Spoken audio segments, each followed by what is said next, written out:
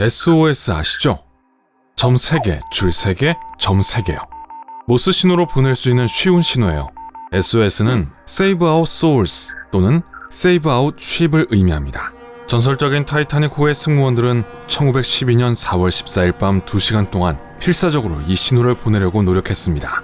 빙산이 거대한 선박을 침몰시킨 그 지점에서 그리 멀지 않은 곳에 다른 선박들이 있었습니다. 하지만 도움을 청하는 신호는 그들에게 닿기도 전에 사라진 것처럼 보입니다. 여객선 SS 마운트 템플은 신호를 포착하고 답변을 보내려고 했지만 타이타닉호는 답을 듣지 못했습니다. 그렇다면 배의 구조 요청을 잠재운 것은 무엇이었을까요? 북대서양에서 알려지지 않은 버뮤다 삼각지대라도 있는 걸까요? 한번 생각해보세요. 목격자들에 의하면 그 운명적인 날 차가운 밤하늘에는 찬란한 오로라 보렐리스가 빛나고 있었다고 합니다. 아름다운 광경이었겠지만 그날의 북극광은 타이타닉의 운명을 결정지었는지도 모릅니다. 아시다시피 오로라는 지구자기 폭풍 덕분에 형성됩니다. 복잡하게 들리지만 기본적으로 지구자기권의 변동입니다. 그리고 이러한 현상을 일으키는 것은 바로 태양입니다. 자기권은 지구를 감싸고 있는 보호용 비눗방울과 같습니다. 해로운 태양광선, 태양풍, 그리고 다른 우주의 위험들이 우리에게 도달하는 것을 막습니다. 자기권이 없었다면 지구에는 생명이 살 수 없었을 거예요. 지구는 화성과 더 비슷한 모습이었겠죠. 또한 그 때문에 나침반이 북쪽을 가리키는 거예요. 전문가들은 지구의 자기권이 항법 장비에 영향을 미치고 방해한다는 것을 알고 있습니다. 그 사실이 타이타닉과 연관이 있을 수도 있어요. 최근 밀라 진코바라고 하는 기상연구원이 지구자기 폭풍을 일으킨 태양 플레어가 타이타닉의 때 아닌 종말에 중요한 역할을 했을 수 있다는 이론을 제안했습니다. 태양 플레어는 지구에 항상 영향을 끼칩니다. 어떤 사람들은 특히 그로 인한 자기 폭풍에 민감합니다. 이 불운한 사람들은 약함, 피로, 두통, 그리고 심지어 기분 변화까지 느낄 수 있습니다. 평상시에는 양쪽의 압력이 동일합니다. 자기권은 모든 나쁜 것들을 차단해서 우리는 아무 문제가 없습니다. 하지만 가끔 태양에서 폭발이 일어납니다. 폭발은 지구 크기만큼 거대할 수 있어요. 이 플레어는 전자 입자의 파동을 뿜어내고 고속으로 자기권과 충돌합니다. 그러면 우리의 보호 비눗방울이 방어에 들어갑니다. 크기를 줄이고 모양을 바꿔서 그 입자들을 극지방으로 밀어내는 거죠. 그날 밤 타이타닉 위에서 춤추던 그 찬란한 불빛이 등장하는 거죠. 북부에서는 이것을 오로라 보렐리스라고 합니다. 남부에서는 오로라 오스트랄리스 혹은 남극광이라고 해요. 자기권이 태양 입자와 우주 입자를 극지방으로 밀어내면 다른 기체의 분자와 충돌합니다. 그래서 온갖 색깔이 나타나는 거예요. 예를 들어 산소는 거리에 따라 녹색 또는 빨간색일 수 있습니다. 그리고 질소는 파란색이나 보라색입니다. 그날 밤 여러 사람이 목격한 것은 바로 이 현상이었습니다. 구조선 카르파티아호의 2등 항해사를 포함해서요. 그는 타이타닉으로부터 조난 신호를 받기 전에 그 사실을 항해일지에 기록했습니다. 제가 너무 앞서가고 있네요. 오로라는 지자기 폭풍의 가시적인 신호입니다. 자, 이제 항법 장비에 대해 알아볼게요. 위성 및 무선 주파수 장치를 말하는 거예요. 타이타닉 시절에는 아이폰이 없었기 때문에 보통 사람들은 기기가 이상현상을 일으키는 것을 알아차리지 못했습니다. 그러나 항법 장치와 무선 전신이 존재했고 활발하게 사용되었습니다. 중세 시대까지 돌아가 보면 선원들은 그런 날 나침반이 오작동하는 것을 알아차렸습니다. 나침반 바늘이 사방으로 돌았고 그 당시 사람들은 그 이유를 전혀 몰랐습니다.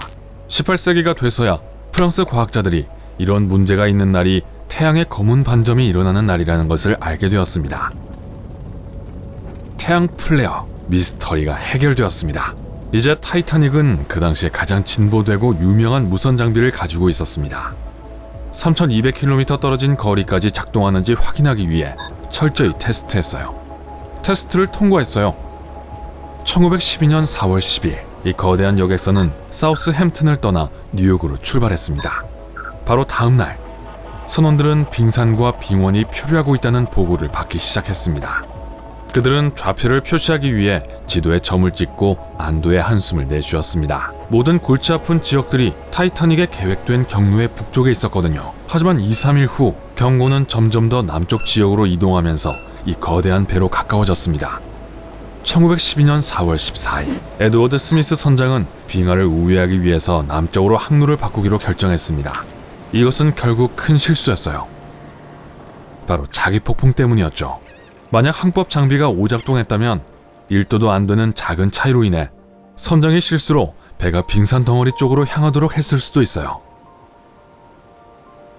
더욱이 무선 통신사들은 다른 배에서 온 경고를 무시했습니다.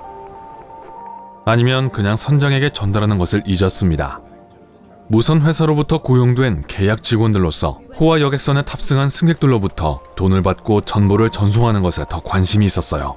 그날 저녁 무선 송신기가 계속 고장났어요. 아마 이런 사적인 통신 때문이었는지도 몰라요. 마침내 수리되었을 때 교환원인 잭 필립스는 밤 10시 30분에 SS 캘리포니안 호로부터 또 다른 메시지를 받았습니다. 그 배의 항해사들은 필립스에게 표류하는 빙산의 좌표에 대해 경고하려고 했습니다. 하지만 그는 관심을 보이지 않았어요. 그는 긴장하고 있었기 때문에 서두르고 있었죠. 자기 폭풍이 그의 신경을 곤두서게 하고 기분을 나쁘게 만들었을까요? 우리는 추측할 수밖에 없어요.